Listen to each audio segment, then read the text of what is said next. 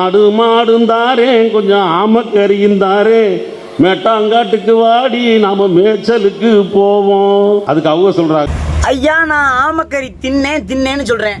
என் மாலத்தீவுல நான் ஆமக்கறி தின்னேன், நான் பன்னிக்கறி தின்னேன், மாட்டுக்கறி தின்னேன்.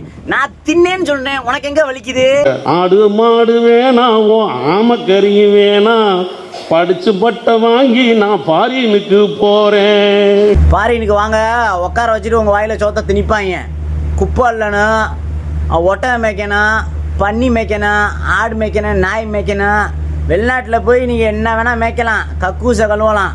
உள்ளூரில் செஞ்சால் உங்களுக்கு ரொம்ப அசிங்கமாக போயிடும். அதானே வெளிநாட்டுக்கு வாங்கலை, ஆத்தாப்பம் இல்லாமல் பொண்டாட்டி பிள்ளை இல்லாமல் ஒத்த குடோனில் பெட்டில் இருந்துக்கிட்டு படுத்துக்கிறதுலாம் உங்களுக்கு நல்லா தெரியும். வெளிநாட்டுக்கு வாங்க, வந்து பாருங்க எப்படி நடக்குதுன்னு வெளிநாடு. இந்த புழுக மாறேன், உனக்கு அரிசி கப்பலும் தாரேன், ஆம ஓட்ட திருப்பி நான் படகு ஓட்ட போறேன். ஆமாம், நாங்கள் அண்ட புழுகர்கள், நீங்கள் வந்து ஆகாச புழுகர்கள்.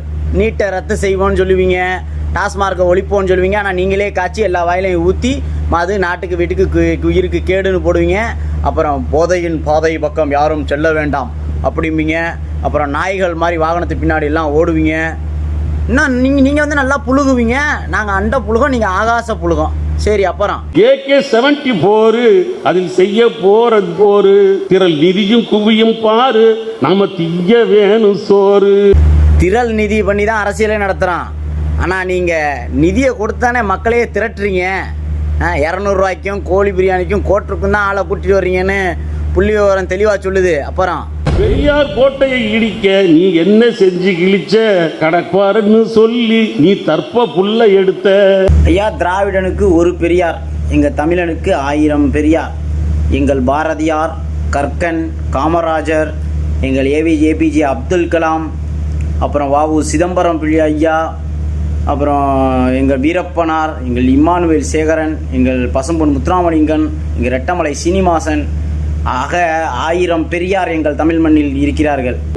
எப்பா எப்பா சாமி, இனி தாங்காதப்பா பூமி, ஓட்டு இருந்தா சேமி, எப்பா சீட்டு வாங்கி காமி. 200 ரூபா கூட்டம் கூட்டாம, டாடா ஏசியில் ஆளை ஏத்தாம, கோட்டரும் கோழி பிரியாணியும் தராம, கூட்டணி இல்லாம தனித்து நின்று ஒருத்தன் ஜெயிச்சு காமி, அப்புறம் வந்து பேசு எப்பா எப்பா சாமி. சீமான் மாநாடு ஓட்டு போட வருமா ஆடு மாடு? ஆடு மாடு ஓட்டு போட வராது, உன் கோட்டை எங்கே இடிஞ்சு விழுகும்.